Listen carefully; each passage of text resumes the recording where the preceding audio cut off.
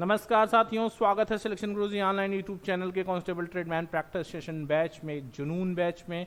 और आज previous questions के एनालिसिस के बेसिस पर हम एक और क्वेश्चंस की सीरीज लेकर आपके साथ जुड़ रहे हैं, जो कि आपकी तैयारी और आपकी प्रैक्टिस के लिहाज से बहुत अच्छे क्वेश्चंस हैं। और कहते हैं ना कि practice makes a man perfect. इसी कॉन्सेप्ट को फॉलो करते हुए और आने वाली Delhi police, Bihar police, Madhya Pradesh police और उत्तर प्रदेश पुलिस की विभिन्न परीक्षाओं को दृष्टिगत रखते हुए हम पिछले 100 दिनों से अधिक समय से रोज बिना किसी गैप के रेगुलर आपके साथ आपके प्रैक्टिस सेशन बैच में जुड़े हुए हैं, बने हुए हैं आपके लिए, और आपके साथ प्रयास कर रहे हैं कि आपकी सफलता में अगर हम कुछ भी योगदान कर पाए तो ये हमारे लिए बड़ी बात होगी। बढ़ते हैं आज के सेशन की ओर। रोज की तरह एक शानदार मोटिवेशनल कोट के साथ स्टार्ट करते हैं कि किसी अच्छे इंसान से कोई गलती हो तो सहन कर लो, क्योंकि मोती अगर कचरे में भी गिर जाए तो भी कीमती रहता है। इंसान के संबंधों में मेरा जो व्यक्तिगत मानना है कि किसी भी व्यक्ति के संबंध उसके गुण और दोषों के साथ स्वीकार किए जाने चाहिए। अगर कोई आपका मित्र है, उसके 10 खूबियों को देखकर आपने मित्रता की है, तो वो ईश्वर नहीं है, वो मनुष्य है। और मनुष्य के अंदर कमियां खामियां होती हैं, उन्हें भी स्वीकार करिए और उनको इग्नोर करिए और उसकी अच्छाइयों के साथ दोस्ती करिए। बढ़ते हैं क्वेश्चंस की सीरीज में पहले क्वेश्चन की तरफ। ध्यान दीजिएगा कि एक स्कूल में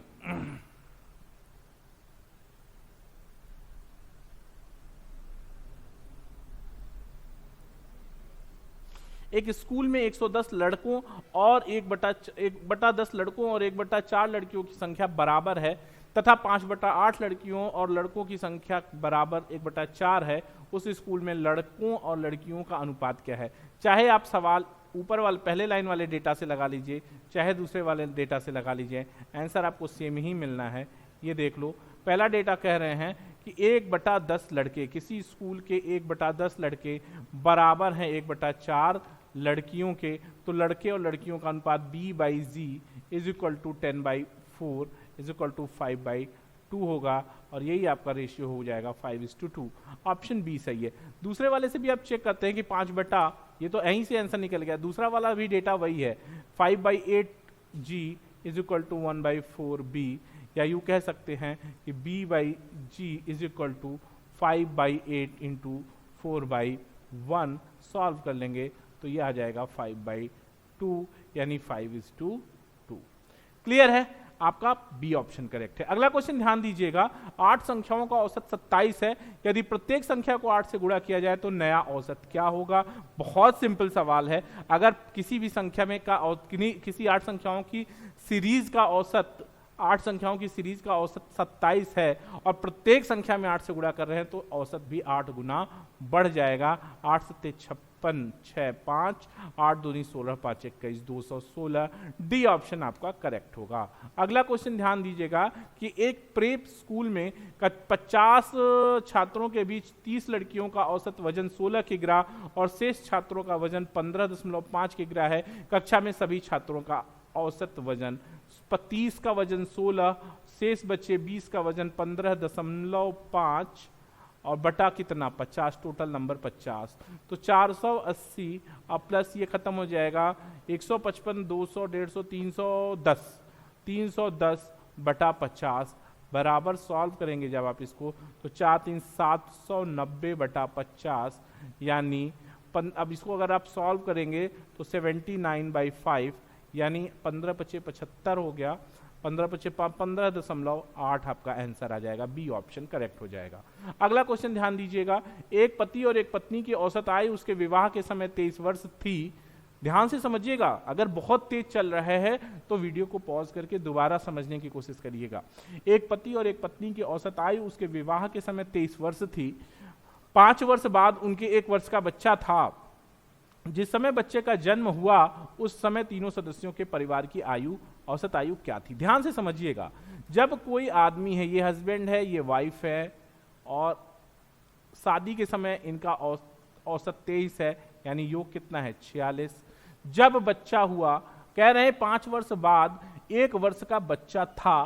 5 वर्ष बाद अगर 1 वर्ष का बच्चा था, इसका मतलब शादी के 4 साल के बाद बच्चे का जन्म हुआ। यानी कि अगर आप बात करेंगे तो हस्बैंड, वाइफ और इसके बच्चे कितने, बच्चा इस समय कितना हो गया, हस्बैंड वाइफ कितने हो गए 46 46 में 4 जुड़ेगा, 46 में 4 जुड़ेगा हस्बैंड का और 4 जुड़ेगा वाइफ का, और बच्चा कितने का है, 0 ईयर का होगा, क्योंकि वो किस 0 साल का है, मतलब उसी साल पैदा हुआ है। बात को समझो, शादी के 5 साल बाद अगर बच्चा 1 साल का है, इसका मतलब बच्चे का जन्म कब हुआ, शादी के 4 साल बाद, और शादी के 4 साल बाद अगर हुआ है तो शादी के समय अगर औसत 23 यानी योग 46 था, तो दोनों की आयु 4-4 साल बढ़ गई, तो 46 में 4 हस्बैंड का और 4 वाइफ का जुड़ गया, 46 4 हो जाएगा आपका 54, और 54 बटा संख्या कितनी हो गई, एक बच्चा भी हो गया 3, जिसका कंट्रीब्यूशन 0 है, 18 3 54, औसत 18 साल। बिना पेन पेपर का क्वेश्चन है। मैथमेटिक्स किसी भी एग्जाम में आपकी नैया तभी पार लगा पाएगा जब आपके पास बेहतरीन स्पीड और सुपर क्वालिटी की एक्यूरेसी होगी। आगे बढ़ते हैं, अगला क्वेश्चन कह रहे हैं कि एक विक्रय मूल्य, यदि विक्रय मूल्य पर लाभ 20% था तो लागत मूल्य पर लाभ प्रतिशत कितना है, कितना है? ध्यान से समझने की कोशिश करिएगा। कह रहे हैं कि प्रॉफिट कितना है दोस्त, बताओ। प्रॉफिट इज इक्वल टू 20% और 20% इज इक्वल टू 1/5, और ये प्रॉफिट है कितना, प्रॉफिट ऑन एसपी है, तो ये 5 क्या हो गया, एसपी, और 1 क्या हो गया, प्रॉफिट। तो ये एसपी हो गया, ये प्रॉफिट हो गया। 5 एसपी में अगर 1 प्रॉफिट है तो सीपी कितना है, 4। तो कह रहा है कि लागत मूल्य पर लाभ प्रतिशत ज्ञात कीजिए। लागत 4, बिक्री 5 में, तो profit on CP is equal to 1 profit by CP 4 into 100 is equal to 25%। कहानी खत्म, 25% आपका लाभ हो जाएगा। बाकी कितने बच्चों को, जो अच्छी प्रैक्टिस करने वाले बच्चे, उनको याद हो जाता है अगर एसपी पे 20% का प्रॉफिट है तो सीपी पे 25% का प्रॉफिट होगा, याद हो जाता है। इतना बार मिलता है हर प्रैक्टिस सेट में, अक्सर हर 5वें 6वें प्रैक्टिस सेट में तो ऐसा क्वेश्चन मिल ही जाता है। अगला क्वेश्चन, एक दुकानदार ने एक टीवी 2000 रुपए में और एक रेडियो 750 रुपए में खरीदा। वह टीवी को 20% लाभ पर और रेडियो को 5% की हानि पर बेचता है। कुल हानि या लाभ ज्ञात कीजिए। सवाल बहुत बेहतरीन है। एक दुकानदार एक टीवी 2000 रुपए में और एक रेडियो 750 रुपए में खरीदता है। टीवी को 20% के लाभ पर और रेडियो को 5% की हानि पर बेचता है। कुल लाभ या हानि ज्ञात कीजिए। रुपए में पूछ रहे हैं लाभ हानि। सिंपल से सवाल है, देखने की कोशिश करो कि कुल सीपी कितना हो गया, टोटल सीपी कितना हो गया, बता सकते हो। 2000 की टीवी थी, 750 रुपए का रेडियो था, 2750 रुपए का हो गया सीपी। अब आप देखो बेच रहा है 2000 रुपए में बेच रहा है, कितना, 20% के प्रॉफिट पर यानी 120/100 और प्लस 750 वाले को बेच रहा है 5% के लॉस पे यानी 95% रिटर्न। आप सॉल्व कर लो इसको, 0000 से कहते 12 दूनी 2400 ये हो गया और प्लस 25 तियां 75 30, 25 चौका 100, 2 15 और ये सॉल्व हो के आ जाएगा आपका कितना, ये सॉल्व हो के आ जाएगा 1442, 712.5 सॉल्व कर लेना, 712.5, 24 7 3112.50 और 2750 का खरीदा गया था। घटा लेंगे तो आपको प्रॉफिट मिल जाएगा 2, 11 में से 5 जाएगा 6 और 11 में से 7 जाएगा तो नहीं यार गड़बड़ हो गया क्या, 27 4 31 नहीं कुछ गड़बड़ है, 26 30 31, हाँ 2750 का हटाना है ना, तो सही तो था।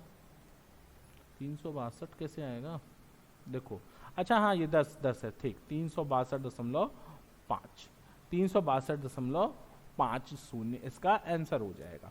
अगला क्वेश्चन ध्यान देना, कह रहे हैं कि 400 लीटर तेल एक कंटेनर में रिसाव के कारण 8% का नुकसान होता है। कंटेनर में कितना बचा, 92% बचा।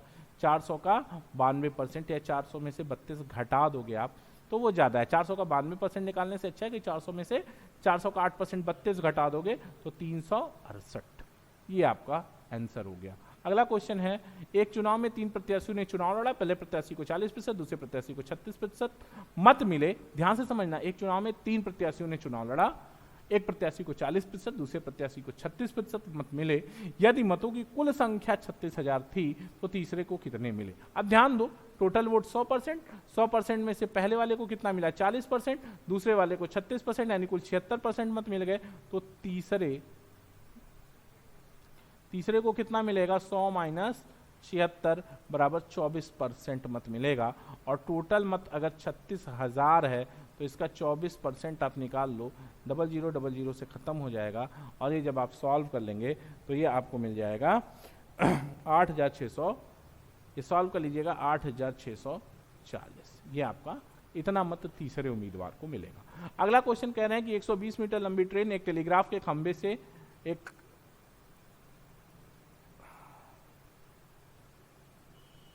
120 मीटर लंबी ट्रेन एक टेलीग्राफ के खंभे से गुजरने में 6 सेकंड का समय लेती है।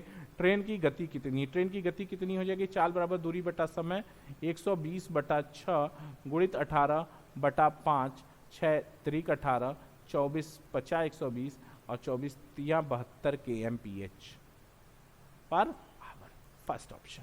अगला क्वेश्चन है, ध्यान दीजिएगा, एक ट्रेन पहले 10 मिनट में 35 किमी प्रति घंटा की गति और दूसरे 5 मिनट में 20 किमी प्रति घंटा की गति से चलती है। कुल 15 मिनट में ट्रेन की औसत गति क्या है?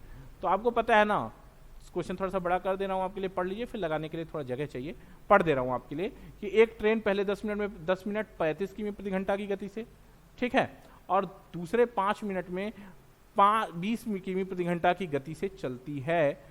कुल 15 मिनट में ट्रेन की औसत गति कितनी है? सॉल्व कर लीजिएगा इसको। मैं थोड़ा सा क्वेश्चन मिनिमाइज कर रहा हूँ आपके लिए ताकि जगह बन जाए क्वेश्चन सॉल्व करने के लिए। यहाँ पे लगा दिया। अब आप देखो क्या करना है आपको, बहुत सिंपल सा सवाल बन गया ये। क्या करना है? कुल दूरी बटा कुल समय होता है, औसत बराबर औसत चाल बराबर कुल दूरी बटा कुल समय। कुल दूरी क्या हो जाएगा? 10 मिनट में गया है ना, तो 35 गुणित 10 बटा 60 प्लस 20 गुणित 5 बटा 60 बटा कुल समय 15 बटा 60। जब आप इसको सॉल्व करते हैं तो आपको मिलता है 350 प्लस 100। 60 तो दोनों तरफ से खत्म हो जाएगा, हाँ 60, ये इस 60 से खत्म, बटा 15, यानी 450 बटा 15, तो 15 तिया 45, 30 किमी प्रति घंटा। ये आपका आंसर हो गया। ठीक है, सोल्यूशन समझ में आ ही गया होगा आपको। ठीक है, कर लीजिएगा इसको। अगला क्वेश्चन ध्यान दीजिएगा, कह रहे हैं कि 250 रुपए की राशि पहले 4 वर्ष 4% और दूसरे 8 वर्ष की चक्रवृद्धि ब्याज पर कितना हो जाएगा? कुछ करना ही नहीं यार, सिंपल सा निकाल लेना है आपको। क्या करना है? 250 है, पहला साल 104 बटा 100 और दूसरा साल 108 बटा 100, बस कहानी खत्म। जब इसको सॉल्व करोगे तो 25 से काट दो, 25 दहा में 250, 25 चौका 100, 4 26 हम इतना, 10 दहा में 100 और 26 का 25 अट्ठा 200, 200 और 26 25 अट्ठा 200 होता है, तो 26 अट्ठा 206 हो जाएगा हासिल 20, 26 शून्य 20, 26 शून्य 20 2 हासिल 2, कितना हो गया? ये गड़बड़ हो रहा है क्या? 25 दहा में 250 और 25 चौका 100, 4 26 हम 104 और 10 दहा में 100, 26 का 8 छाक 48।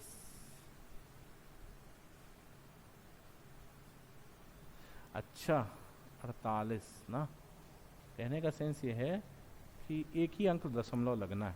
ध्यान देना जरा सा, 1 मिनट गड़बड़ हो गया ना, 1 मिनट। ये होगा ना 26 का 108 में गुणा कर ले, 6 बार नहीं, 25 अट्ठा 200, तो 26 अट्ठा 208, 208 का ये 8 हो गया हासिल 20, 26 शून्य 0 फिर 20 जोड़ोगे तो 0 हासिल 2 और 26 एक 26 2 28 और एक अंक दशमलव हो गया 280.8। ये आपका बी ऑप्शन सही हो गया। अगला क्वेश्चन ध्यान दीजिएगा कि किसी राशि का योग साधारण ब्याज पर चौथे और पांचवें वर्ष में क्रमशः 12,900 और 14,250 हो जाता है, तो ब्याज की दर ज्ञात कीजिए। बहुत सिंपल सवाल है, मैं इसको होमवर्क छोड़ रहा हूँ आपके लिए कि चौथे साल कोई राशि 12,900 हो जाती है और फिर राशि 14,250 हो जाती है। ये आपको मैं होम वर्क दे रहा हूँ, इसका आंसर हमारे कमेंट बॉक्स में जरूर बताएं।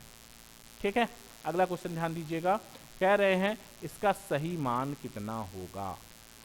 किसका? इसका। ध्यान दो, क्या करना है अपने को, 0.01 में इसी का स्क्वायर जोड़ करना है, तो 0.001, तो ये हो जाएगा 0.0101, ये ए ऑप्शन सही हो जाएगा, 0.0101। क्लियर। अगला क्वेश्चन ध्यान देते हैं, कह रहा है कि चार अंकों की वह न्यूनतम संख्या चार अंकों की एक न्यूनतम संख्या में 5 की वृद्धि करने पर 12, 15, 20 और 35 द्वारा पूर्णतः विभाज्य हो जाती है, तदनुसार वह संख्या क्या है। ध्यान से समझिए, कह रहे हैं कि चार अंकों की वह न्यूनतम संख्या जिसमें 5 की वृद्धि करने पर, यानी ये जो आंसर दिया है, ध्यान देना, बिना पेन पेपर का क्वेश्चन कराऊंगा, इतना ऐसा क्वेश्चन बिना पेन पेपर आप कर नहीं पाएंगे, लेकिन करके दिखा रहा हूं। कह रहे हैं चार अंकों की एक न्यूनतम संख्या में 5 की वृद्धि करने पर 12, 15, 20 और 35 द्वारा पूर्णतः विभाज्य हो जाती है, यानी वह संख्या 12, 15, 20 और 35 का एलसीएम है। कब? जब संख्या में 5 की वृद्धि की जाती है। यानी ये जो दिया हुआ है ये वो संख्या दी हुई है जिसमें 5 जोड़ने पर हमको इसका प्राप्त होगा। अब देखो ये 1280 हो जाएगा 5 जोड़ने पर, ये 5 जोड़ने पर 1270 हो जाएगा, ये 5 जोड़ने पर 1240 हो जाएगा, और ये 5 जोड़ने पर 1260 हो जाएगा। अब मुझको एक बात बताओ दोस्त, अगर 12 और 15 से किसी संख्या को कटना है तो उसको 3 से कटना पक्का है। अब 3 से कौन कौन सी संख्या कट रही? 8 2 10 1 11 नहीं कट रही, 7 2 9 1 10 नहीं कट रही, 4 2 6 1 7 नहीं कट रही, 6 2 8 1 9 कट रही है, यानी 1255 ही आपका आंसर है। इसे कहते हैं हिट एंड ट्रायल, ऑप्शन से क्वेश्चन को सॉल्व करना। ये आपके अंदर अपने आप में डेवलप करना होगा मैथमेटिक्स में, ताकि आप कठिन से कठिन सवाल को, अगर आप ऑप्शन, अभी सवाल को अगर आप लगाने बैठेंगे ना दोस्त, तो क्या करेंगे, 12, 15, 20 का एलसीएम निकालेंगे, अब फिर उस एलसीएम को देखेंगे कि कितना टाइम्स उसको मल्टीप्लाई करने पे वो 4 अंक की संख्या में कन्वर्ट हो रहा है, तब वो जो संख्या आएगी फिर उसमें से आप 5 घटाएंगे, तब वह संख्या पता होगी कि वृद्धि करने पर वह संख्या आ रही, 5 जोड़ने पे आएगी। क्लियर हो रही बात? ठीक है, अगला क्वेश्चन ध्यान दीजिएगा। अगर दिक्कत है तो वीडियो पॉज करके फिर से देख लीजिए, मैं फिर से आपको बता देता हूं। 4 अंक की एक न्यूनतम संख्या हमको ज्ञात करनी थी, जो 5, जिसमें 5 जोड़ने पर हमने सारे ऑप्शन में 5 5 जोड़ दिया। अब क्या हुआ, जो रिजल्ट प्राप्त हुआ वो 12, 15, 20 और 35 से विभाज्य है। 12 और 15 से कोई संख्या तभी कटेगी जब वो 3 से कटे। 1280 3 से नहीं कट रहा है, 1270 3 से नहीं कट रहा है, 1240 3 से नहीं कट रहा है, इसका मतलब 1275, 1265 और 1235 तो ऑप्शन सही हो ही नहीं सकता। 1260 कट रहा है 3 से, इसका मतलब अब वो 7 से कट जाएगा। तो आप 7 से भी काटेंगे तो देखिए 7 5 35, 7 का 7 5 12 7 8 56, ठीक है, तो ये 1255 आपका आंसर हो गया। ठीक, अगला क्वेश्चन ध्यान देना, कह रहे हैं कि श्रृंखला में लुप्त संख्या ज्ञात कीजिए। श्रृंखला में लुप्त संख्या ज्ञात कीजिए, कुछ नहीं करना है यार, देखो बहुत सिंपल सा सवाल है ना। 3 में कितना जोड़ा तो 6 आया, 3 जोड़ा, फिर 6 में कितना जोड़ा 6, 5 11, फिर 11 में कितना जोड़ा 7, 3 जोड़ा है, 5 जोड़ा है, 7 जोड़ा है, तो अब अगली बार 9 जोड़ेंगे ना, तो ये कितना हो जाएगा 27। अब वो ये भी कह सकता है कि 11 जोड़े, 11 जोड़ेंगे तो कितना आ जाएगा 29, 29 हाँ 29 भी है ऑप्शन में। देखो यार अब 2 चीजें हैं, 2 लॉजिक हो सकता है। देखो इसका 3 है, 6 है, 11 है, 18 है, और नेक्स्ट पूछ रहा है। अब देखो इसमें 3 जोड़ा है, इसमें क्या जोड़ा है 3, 5 जोड़ा है, इसमें क्या जोड़ा है 3 5, और यहाँ पे 7 जोड़ा है। अब क्या कह सकते थे आप कि 3 भी अभाज्य संख्या है, 5 भी अभाज्य संख्या है, 9 भी 7 भी अभाज्य संख्या है, तो अगली अभाज्य संख्या क्या है 11।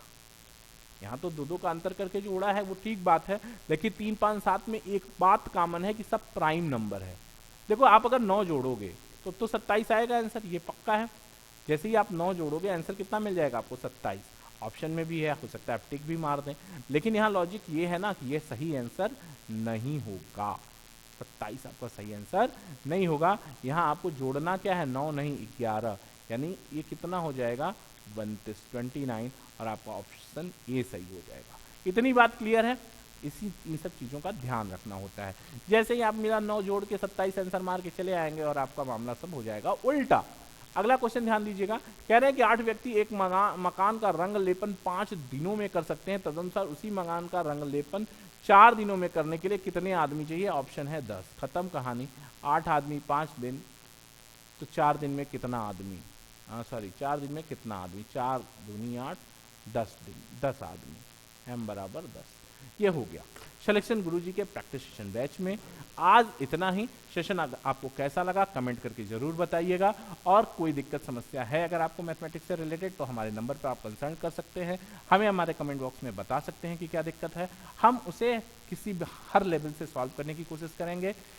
और कुछ बेहतरीन फीडबैक्स अगर आपके पास हैं, जो फीडबैक आप देते रहेंगे तो हम इसे अपने सेशन को और बेहतरीन बनाने की कोशिश करेंगे, जो आपके अंडरस्टैंडिंग लेवल पे होगा। और जो भी हमारा प्रयास है आपके लिए विगत 100 से अधिक दिनों से चल रहा है, हिंदी, मैथ्स, रीजनिंग, जीएस, सब जो है आपके लिए लगातार हम लोग Uttar Pradesh police, Madhya Pradesh police, Delhi police, Bihar police, ये सब पुलिस की वैकेंसियां जो अभी आने वाली हैं उनको दृष्टिगत रख के हम पिछले 100 से अधिक दिनों से आपके साथ प्रैक्टिस सेशन कर रहे हैं। मैं विश्वास दिलाता हूं, अगर आप चैनल पर नए हैं चैनल को सब्सक्राइब करिए और डेली हमारा प्रैक्टिस सेशन बैच ज्वाइन करिए हमारे साथ, और इसको देखते रहिए, क्वेश्चन सॉल्व करते रहिए, नोट्स भी बनाते रहिए। निश्चित रूप से सफलता आपको मिलेगी, क्योंकि कहते हैं ना, practice makes a man perfect, और प्रैक्टिस ही सफलता की सबसे बड़ी कुंजी है। आज के समय में सबसे बड़ी बात ये होती है कि इतने बड़े वास्ट सिलेबस में हम क्या पढ़ें और क्या ना पढ़ें, what to do and what to do not. कहानी ये है दोस्त कि हमें ये जानने से ज़्यादा ज़रूरी है कि क्या पढ़ें, उससे ज़्यादा ज़रूरी है कि हमें क्या नहीं पढ़ना है। इसीलिए हम प्रीवियस क्वेश्चंस के पेपर के को ही प्रिपेयर करके आपके लिए लाते हैं, ताकि आपको कांस्टेबल का लेवल पता चले और आप अच्छी और बेहतरीन तैयारी और एक दायरे में रह के, जो उसका दायरा है उसमें रह के तैयारी कर पाएँ। सिलेबस के समंदर में तैरने की आपको ज़रूरत नहीं है। कल फिर मुलाकात होगी सिलेक्शन गुरुजी पर कुछ और बेहतरीन सवालों के, प्रीवियस क्वेश्चंस के एनालिसिस के बेसिस पे तैयार सवालों के साथ। तब तक देखते रहिए सिलेक्शन गुरुजी ऑनलाइन। जय हिंद, जय भारत।